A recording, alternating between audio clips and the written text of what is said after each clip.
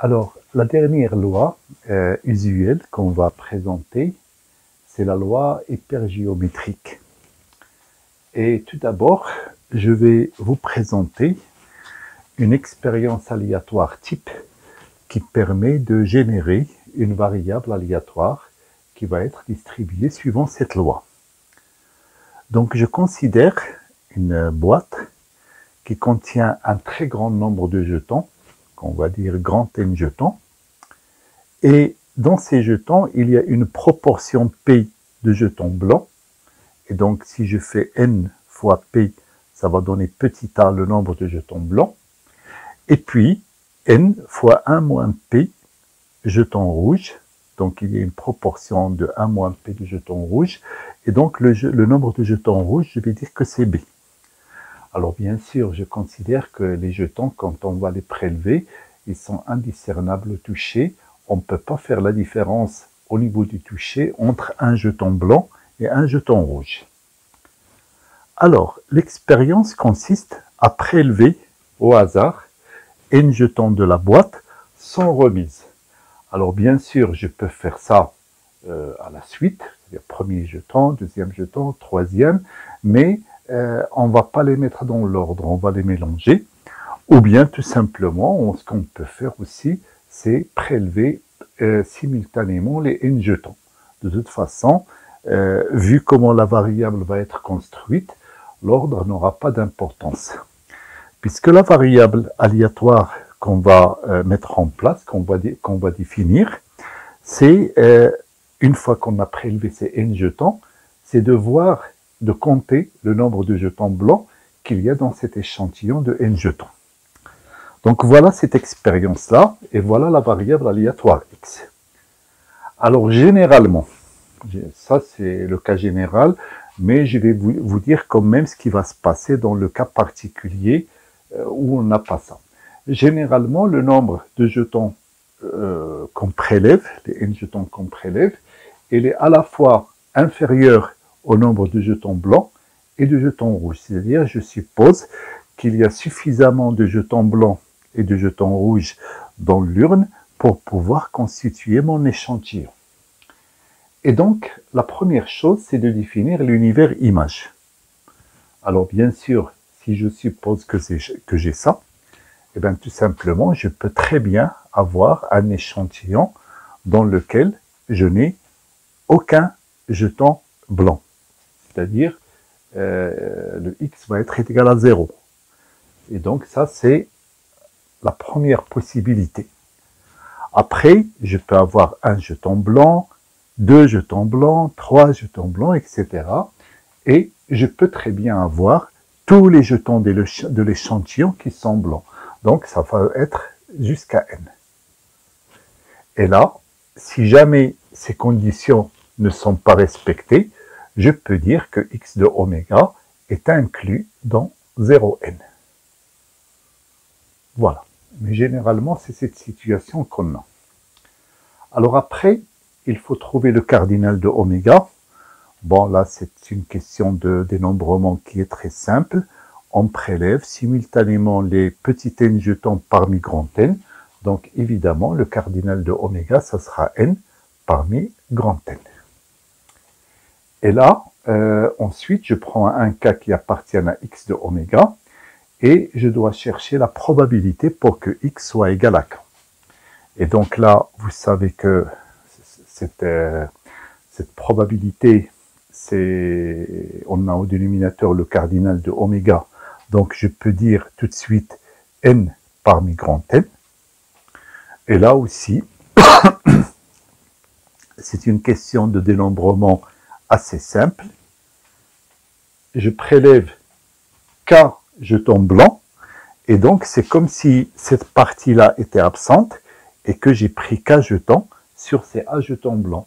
Donc, ça va donner le nombre de possibilités, c'est k parmi a.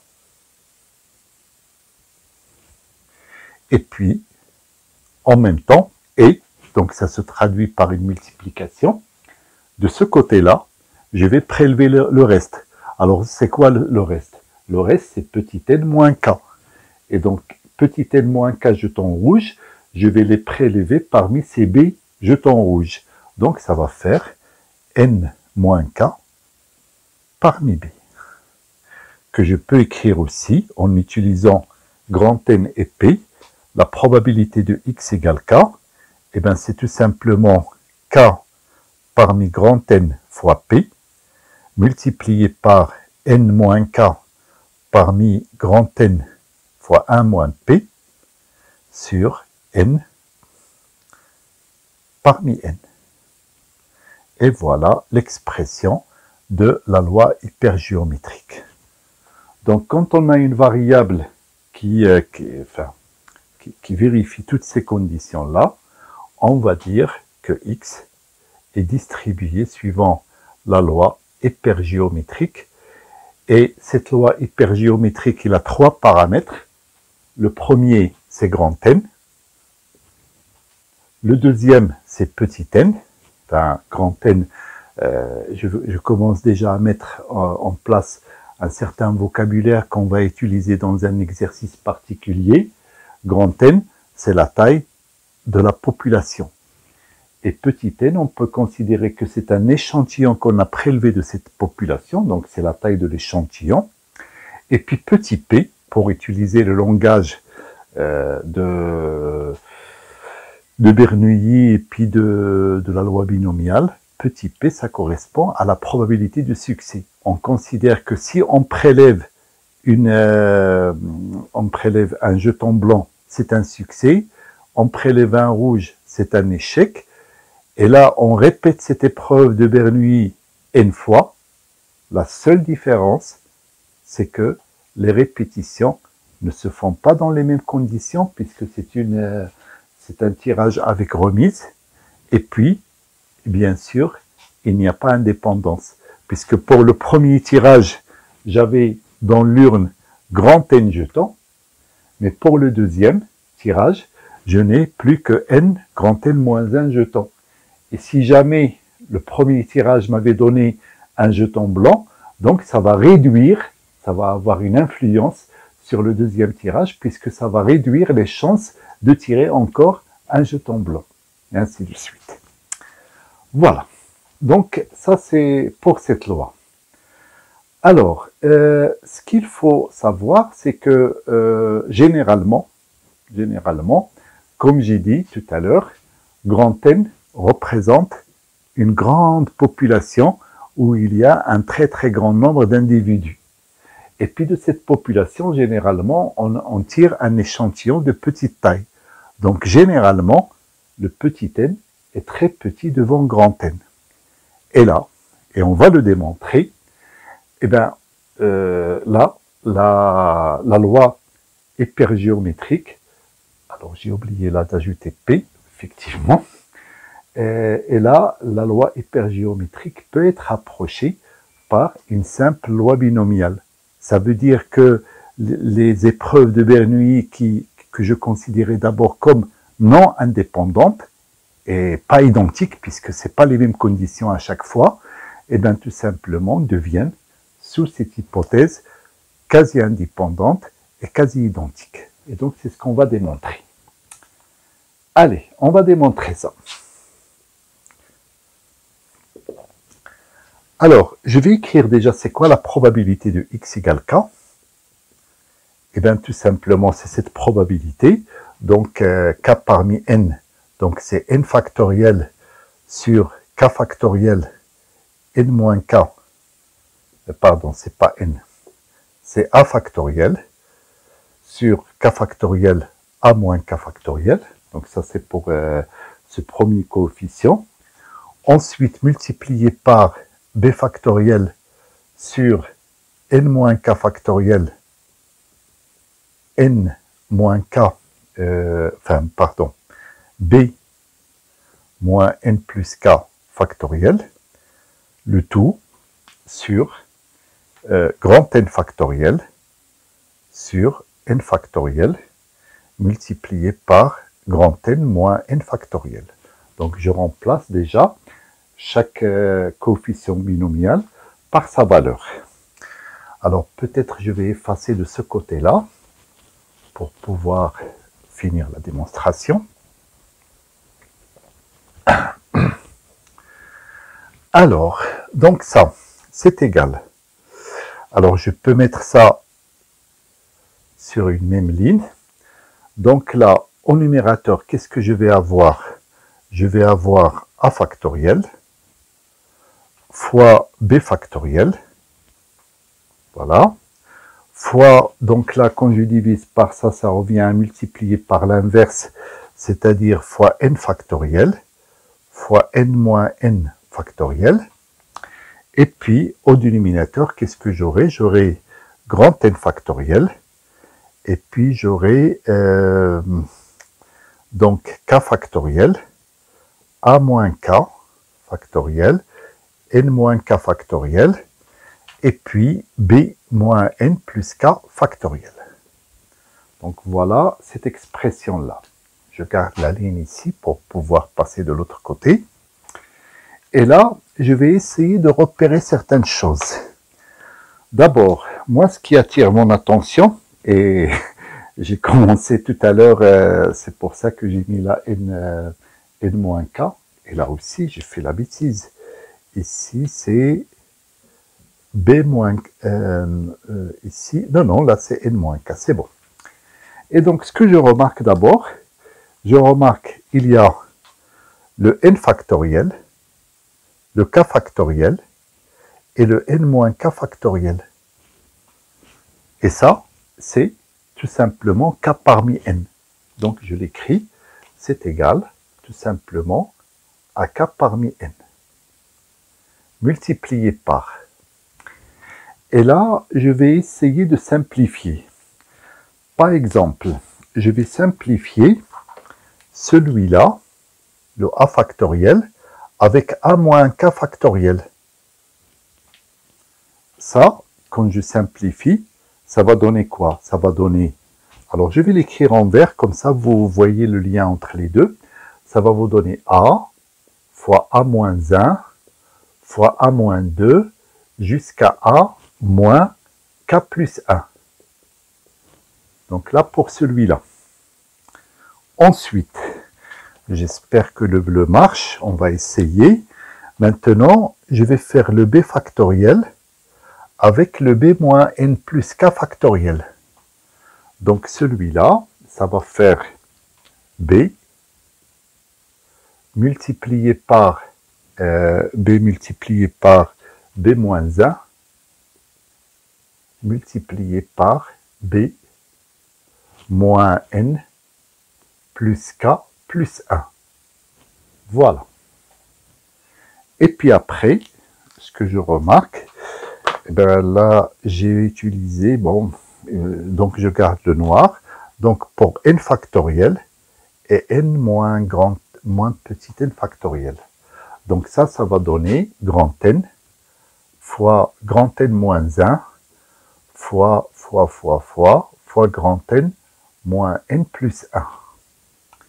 Alors, j'insiste sur quelque chose, c'est que là, sur cette partie-là, j'ai k facteur.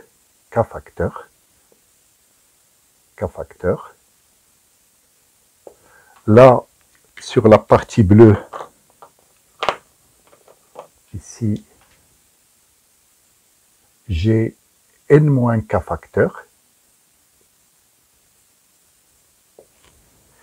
Et puis là, dans cette partie-là, j'ai petit n facteur. Alors, bon, l'hypothèse, j'ai dit que n est très petit devant n, mais aussi, et également, et n très petit devant a, et n très petit devant b. C'est-à-dire, je considère que c'est une très très grande population, et dans laquelle chaque catégorie, c'est une catégorie d'un très grand effectif, et donc l'échantillon que je vais prélever, il a une taille à la fois très petite devant la taille de la population et devant la taille de chaque catégorie. D'ailleurs, l'exemple qu'on va traiter, vous verrez qu'il est très explicite dans ce sens-là.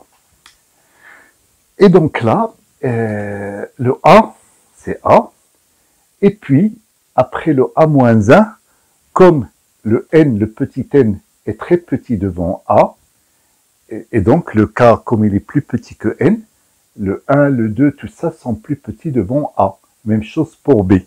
Donc là, je peux dire que cette expression est équivalente lorsque N tend vers plus l'infini, c'est-à-dire lorsque N est très grand.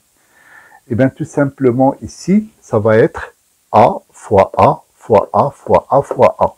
Donc ça va être, donc là j'écris le K parmi N, pardon, j'utilise le noir, donc j'ai plus besoin des couleurs. Donc K parmi N, multiplié par, donc là ça va faire A à la puissance K, fois B à la puissance N moins K, puisque B moins 1 sera équivalent à B, B moins 2 sera équivalent à B, et ainsi de suite.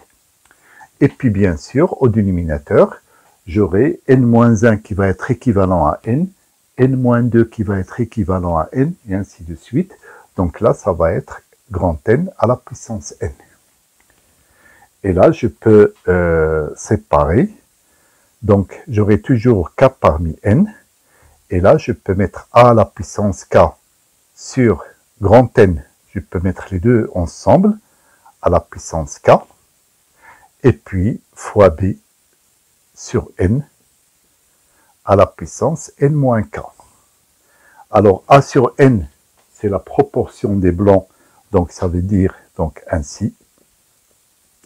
P de X est égal à K. Et l'équivalent sera à peu près égal à K parmi N, multiplié par P à la puissance K, multiplié par 1 moins P à la puissance N-K. Donc voilà pour cette démonstration. Alors, après, ce que je vous propose de faire, alors même si le programme demande tout simplement de donner les expressions sans démonstration, là il s'agit de l'espérance et de la variance, je vais quand même, puisque je trouve que c'est intéressant au niveau du calcul, au niveau de la manipulation des sommes, je vais quand même faire la démonstration pour l'espérance et vous donner une piste pour la variance, sachant que quand même pour la variance, le calcul est très fastidieux. Donc même si vous ne faites pas la démonstration entièrement, vous pouvez commencer pour comprendre le mécanisme et pour voir comment ça fonctionne. Alors, donc je vais effacer tout ça. J'espère que vous avez tout noté. Donc j'efface et là, je vais passer au calcul de l'espérance. Et puis après, je vous donnerai uniquement l'expression de la variance.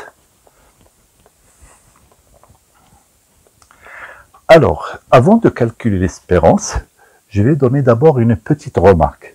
Donc, remarque. Donc ça, c'est une loi de probabilité. Donc, x égale 0, x égale 1, x égale 2, jusqu'à x égale n, c'est un système complet d'événements. Donc, je peux dire que la somme de k égale 0 à n, de la probabilité de x égale k, est égale à 1. Alors, je vais écrire c'est quoi probabilité de x égale k. Donc, ça, c'est équivalent à dire que la somme de k égale 0 jusqu'à n, alors de k parmi A, fois n-k parmi B, sur petit n parmi grand N, est égal à 1. Ce terme-là ne dépend pas de k, donc je peux le sortir, et je peux multiplier les deux membres de l'inégalité par ce, par ce terme-là.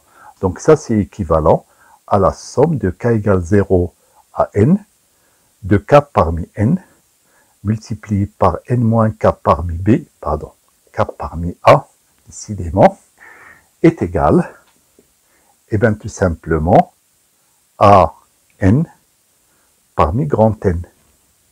Et grand N, je peux l'écrire autrement, je peux écrire c'est A plus B. Je ne sais pas si ça vous rappelle quelque chose qu'on a vu dans le chapitre sur le dénombrement, c'est l'égalité ou bien la formule de Van der Monde.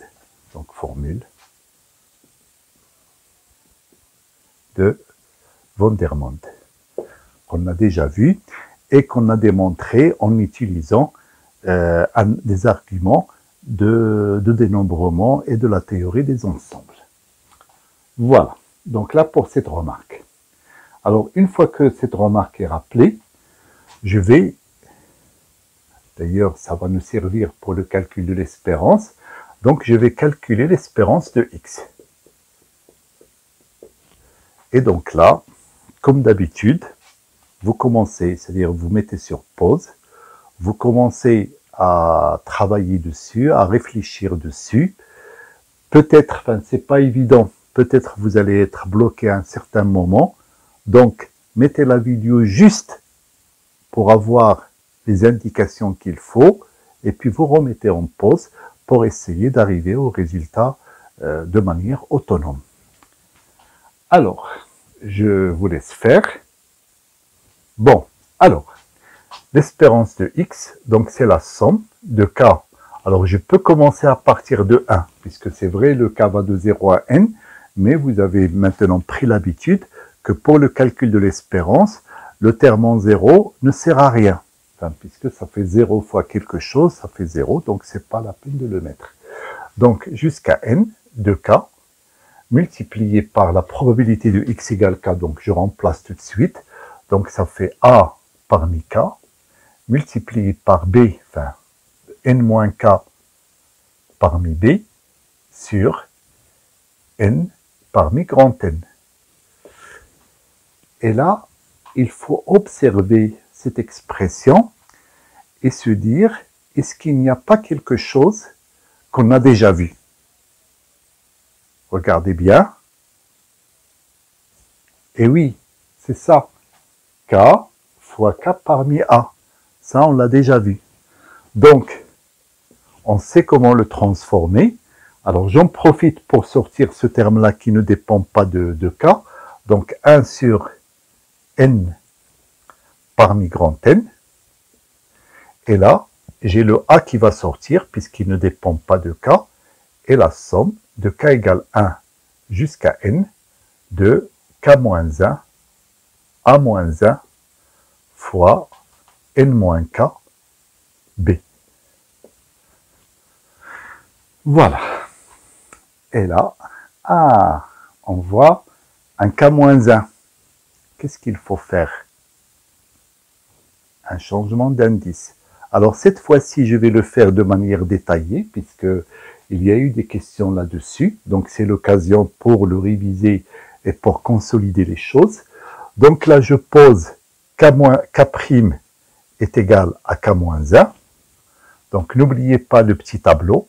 K, les valeurs de K et les valeurs de K'. Donc le K, il va de 1 jusqu'à N.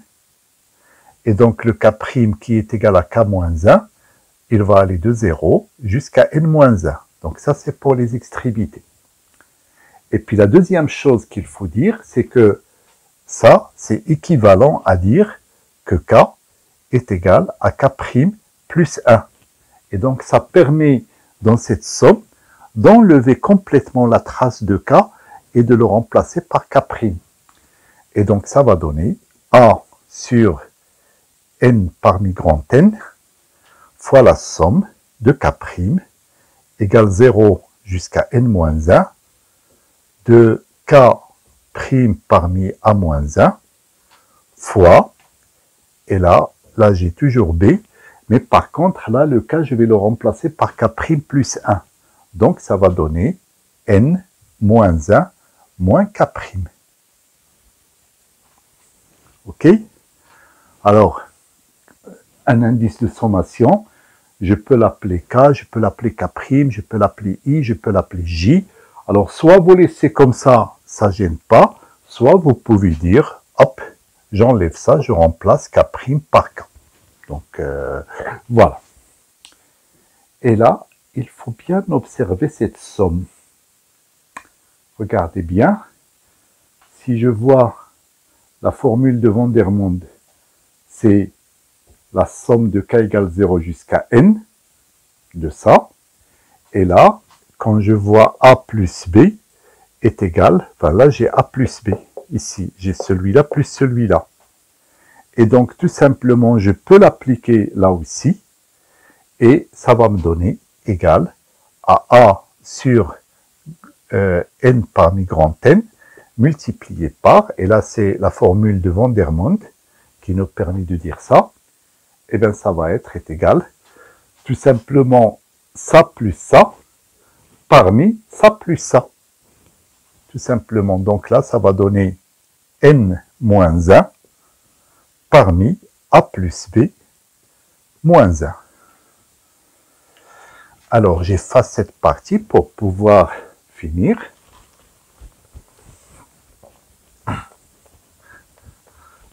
Alors, qu'est-ce que j'obtiens? J'obtiens l'espérance de x va être égale à A sur grand N, enfin petit n parmi grand N, multiplié par n-1 parmi, puis A plus B c'est grand N. Donc je peux le remplacer grand N moins 1. Et là je remplace, donc ça va faire A multiplié par n-1 factoriel sur n-1 factoriel fois, alors grand N-1 moins n-1, ça va donner grand N moins petit n factoriel. Multiplié par, et là je prends l'inverse de ça, donc ça va donner n factoriel multiplié par grand N moins petit n factoriel sur grand N factoriel. Et bien là, ça et ça se simplifie. Le n factoriel avec n-1 factoriel, ça va se simplifier et ça va donner petit n. Donc ça va donner A fois petit n. Et puis, le n-1 factoriel avec n factoriel vont se simplifier. Et donc ça va donner grand N. Et du coup, A sur grand N, c'est quoi? C'est la proportion des jetons blancs. C'est-à-dire soit E de x est égal à n fois p. Et on obtient une espérance analogue, la même, que l'espérance d'une loi binomiale. Par contre, vous verrez pour la variance, ça ne sera pas la même chose.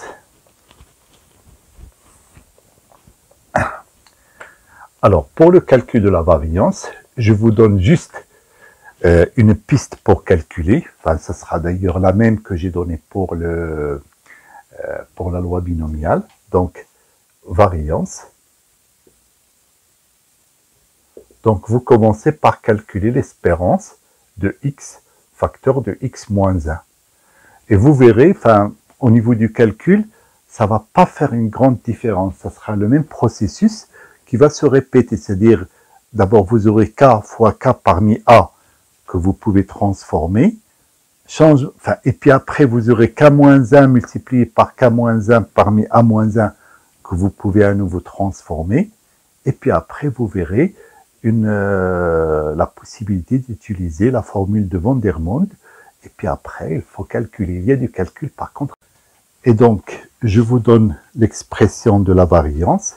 Donc, la variance de x, c'est n fois p fois 1 moins p, multiplié par grand N moins petit n sur grand N moins 1. Donc, on a presque la variance de la loi binomiale, mais il y a un facteur en plus qui intervient. Et bien sûr, lorsque n est très petit devant grand N, ce terme-là est équivalent à n, celui-là est équivalent aussi à n, et on obtient une variance qui est exactement la même que celle de la loi binomiale.